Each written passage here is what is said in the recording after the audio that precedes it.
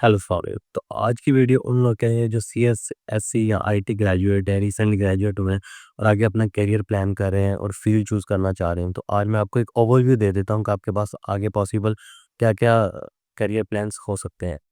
Very first अगर हम discuss करें तो सॉफ्टवेयर डेवलपमेंट। अब सॉफ्टवेयर डेवलपमेंट में भी अगर हम उसको फर्दर ब्रेक डाउन करें, तो इसमें आपके पास फ्रंट एंड डेवलपर हैं, बैक एंड डेवलपर हैं, फुल स्टैक डेवलपर हैं, क्यूए और automation is a part of the whole life cycle of software development. पे आप मोबाइल ऐप्स डेवलप कर सकते हैं, वेबसाइट्स डेवलप कर सकते हैं। फिर अगर मैं टेक स्टैक की बात करूँ तो फ्रंट एंड में जिस तरह रिएक्ट है, व्यूजेएस है, इस तरह मल्टीपल टेक्नोलॉजीज़ है। प्रोग्रामिंग में आपका इंटरेस्ट है तो आप सॉफ्टवेयर डेवलपमेंट में जा सकते हैं। इधर आपका फ्रंट एंड में इंटरेस्ट है तो फ्रंट एंड को चूज़ कर लें। अगर आप लॉजिकल पर्सन है या प्रोग्रामिंग में आपका इंटरेस्ट ज़्यादा है तो आप बैकएंड की तरफ भी जा सकते हैं। टेक्निकली अगर आप स्ट्रॉन्ग है, इसमें आप क्यूए का फील्ड आ जाता है। क्यूए में ये है कि आपको टेक्निकली ज़्यादा स्ट्रॉन्ग नहीं होना चाहता, लेकिन आपकी कीन आई होनी चाहिए, आप फोकस्ड होने चाहिए और आपकी एनालिसिस स्किल अच्छी होनी चाहिए। अगर हम करियर पाथ की बात करें तो वही आप एज ए जूनियर डेवलपर कहीं भी स्टार्ट करेंगे इंटरनी, और फिर आप मिड लेवल इंजीनियर बनेंगे, सीनियर, और देन आप with the passage of time tech lead और सॉफ्टवेयर आर्किटेक्ट आफ्टर 5 ईयर और 7 ईयर्स इन योर करियर। तो फर्स्ट ऑप्शन आपके पास है सॉफ्टवेयर डेवलपमेंट, जिसमें आप गेम्स डेवलपमेंट की तरफ भी जा सकते हैं। मोबाइल एप्लीकेशन, वेबसाइट, किसी भी टाइप की जो सॉफ्टवेयर सॉल्यूशन है जो डेवलप हो रहा है, जैसे विंडो एप्लीकेशन जो भी है। अगर हम सेकंड बात करें, let's move to the second, cloud.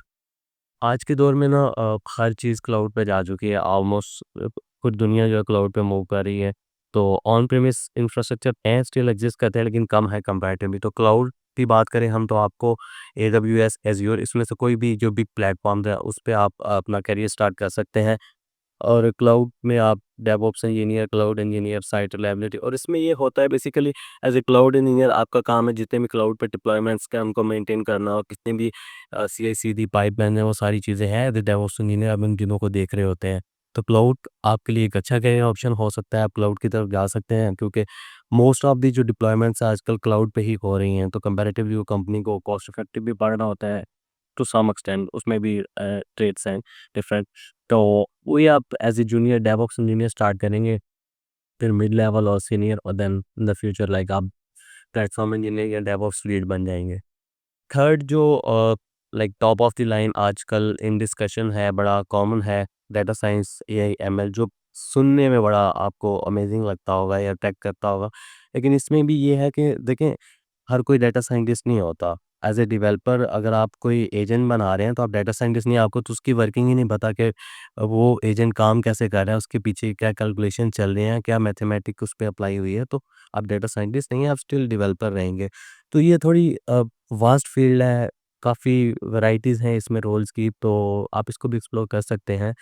अगर हम जनरल इसमें पोजीशंस की बात करें तो डाटा साइंटिस्ट बेसिकली वो रिसर्चर होते हैं जो मॉडल्स की इनसाइट्स को भी जानते होते हैं। उन वो फ़ैमिलियर होते हैं कि मॉडल काम कैसे कर रहा है, उसके पीछे कैलकुलेशन क्या चल रहे हैं, और उसमें चेंजेस भी कर सकते हैं, और कस्टम मॉडल भी वो बनाने की कैपेबिलिटीज़ रखते हैं।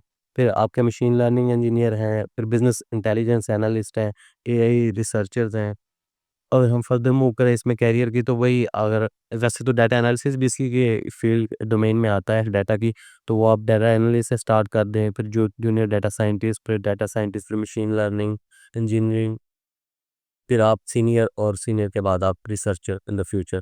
तो इसमें ये है कि बेटर है अगर आप रिसर्चर बनना चाहते हो तो आप मास्टर्स परस्यू करें या आप कोई पीएचडी रिसर्च करें, इस करियर में आप आना चाहते हैं तो। अच्छा, नेक्स्ट बात करते हैं साइबर सिक्योरिटी और नेटवर्किंग की। साइबर सिक्योरिटी तो जब भी कोई बंदा सुनता है वो कहता है मैंने इसी में ही जाना है, लेकिन वो जब 2 दिन लिनक्स पे काम करता है तो वो कहता है नहीं यार ये मेरी समझ में नहीं आ रहा। तो ये थोड़ी फील्ड उन लोगों के लिए जो काफ़ी पैशनेट है इसके बारे में। तो if you talk about cyber security, तो साइबर सिक्योरिटी में आप साइबर सिक्योरिटी एनालिस्ट अपना करियर स्टार्ट करें, जूनियर एनालिस्ट, फिर उसके बाद फ्यूचर में जब आप के पास पोजीशंस आती हैं तो वो नेटवर्किंग की बात करें तो नेटवर्क एनालिस्ट है, फिर एथिकल हैकर्स में और एसओसी एनालिस्ट और फोरेंसिक, और फिर नॉक, मतलब इसमें काफ़ी ज़्यादा पोजीशन और भी है, लेकिन मैंने एक ओवरव्यू बनाया कि आपके पास पॉसिबल ये पोजीशन होती हैं, आपका क्या करियर पाथ होता है, और इसमें फिर आप वही आप सिक्योरिटी एनालिस्ट या एनालिस्ट अपना काम स्टार्ट करेंगे, फिर सिक्योरिटी इंजीनियर, सीनियर कंसल्टेंट, फिर सीआईएसओ, मतलब चीफ इंफॉर्मेशन सिक्योरिटी ऑफिसर। तो ये 4 आपके पास बेसिकली डोमेन्स हैं जिनमें आप अपना करियर जो है as a fresh graduate start कर सकते हैं। अगर आपने रिसेंटली ग्रेजुएशन की है तो आप या तो सॉफ्टवेयर डेवलपमेंट में चले जाएँ, जिसमें हर टाइप की डेवलपमेंट इंक्लूड होगी। उसके बाद अगर हम बात करें तो आप क्लाउड में चले गए, क्लाउड्स नहीं पसंद आपको तो आप डेटा साइंस में चले जाएँ।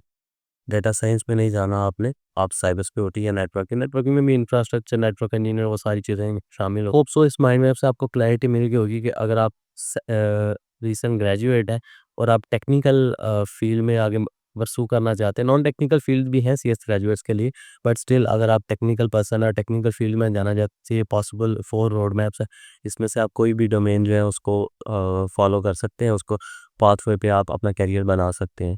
तो थैंक यू।